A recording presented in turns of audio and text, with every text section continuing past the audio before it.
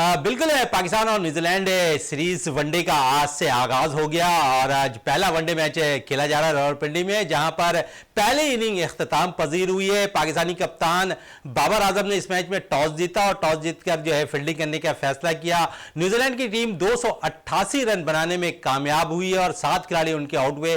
पाकिस्तान की जानिब से नसीम शाह ने बड़ी जबरदस्त बॉलिंग का मुजाहिरा किया। आज के मैच में 279 रन का टारगेट पाकिस्तान को दिया गया है इस मैच को जीतने के लिए। हमारे साथ जाफर हुसैन साहब मौजूद हैं, इनसे बात कर लेते हैं इस मैच के हवाले से। जाफर साहब, क्या कहेंगे, किस तरह पाकिस्तान जो है आज के मैच में कामयाबी अब हासिल कर सकता है, क्योंकि पाकिस्तान ने 288 रन न्यूजीलैंड ने स्कोर किया, 279 रन का टारगेट जो है पाकिस्तान को दिया है। देखें शहजादा मोइन, पाकिस्तान ने टॉस जीतकर पहले बॉलिंग का फैसला किया और यह फैसला किसी हद तक तो दुरुस्त साबित होता दिखाई दे रहा है, क्योंकि 300 से अपर स्कोर होता अगर न्यूजीलैंड का, तो मेरे ख्याल पाकिस्तान के लिए बड़ा मुश्किल हो जाता है। लेकिन इस सूरत हाल में पाकिस्तान के डेथ ओवर्स में जो बॉलिंग की है पाकिस्तान ने, वो बहुत अच्छी बॉलिंग की है। अगर आप देखें शुरू के 35 ओवर जो हुए हैं उसमें काफ़ी तगड़ी जो है ना बैटिंग का मुजाहरा किया न्यूजीलैंड ने। आप मिचेल्स को देख लें, उन्होंने सेंचुरी स्कोर की। इसके अलावा आप योंग को देख लें, योंग ने 88 रन बनाए, जिन्होंने तकरीबन 11 वनडे खेले हैं, 2 50 स्कोर कर चुके हैं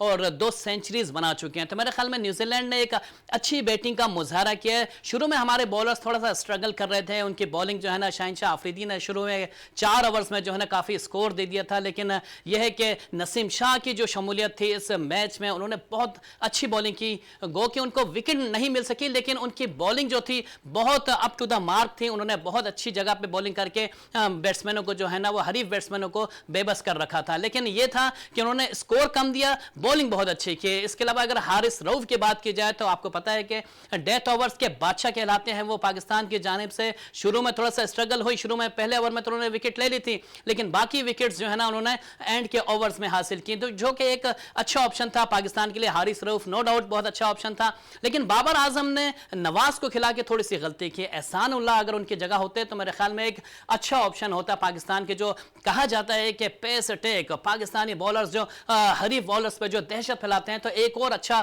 फास्ट बॉलर का ऑप्शन हो सकता था। अदरवाइज शादाब की अच्छी बॉलिंग थी। आपने आगा सलमान को जो यूज़ किया वो सिर्फ 2 ओवर्स दे के यूज़ किया, मेरे ख्याल में और भी उनसे यूटिलाइज किया जा सकता था, लेकिन गो के पाकिस्तानी बॉलर्स जो हैं फास्ट बॉलर्स, उन्होंने अच्छी कारकर्दगी का मुजाहरा किया। इस वक्त जो सिचुएशन चली आ रही है पाकिस्तान की, क्योंकि पाकिस्तान जो है वो अगर 300 से ज़्यादा स्कोर हो जाता है तो पाकिस्तान उसके लिए बड़ा मुश्किल हो जाता है स्कोर करना। गो के बैटिंग विकेट है, बैटिंग पैराडाइज आपको ने देखा है कि T20 मैचेस में भी जो है ना हाई स्कोरिंग रेट पे जो है ना यहाँ पे स्कोर बन चुके हैं। तो पाकिस्तान के लिए एक अच्छा ऑप्शन है कि पाकिस्तान अपनी अच्छी बैटिंग की का मुजाहरा करे। बाबर आजम, रिजवान, आपको पता है कि सारे ही अच्छे बैट्समैन हैं हमारे पास। एक अच्छी बैटिंग हुई तो पाकिस्तान को जो है ना वो मैच आराम से जीत सकता है। बिल्कुल, जाफर हुसैन से बात हो रही थी। जाफर हुसैन ने कहा कि एक अच्छा टोटल न्यूजीलैंड जरूर बनाने में कामयाब हो गया, लेकिन पाकिस्तानी बैटर्स इसमें जरूर कामयाब हो जाएंगे इस टारगेट को चेस करने के लिए, क्योंकि उन्होंने कहा कि बाबर आजम, मोहम्मद रिजवान, सलमान अली आगा,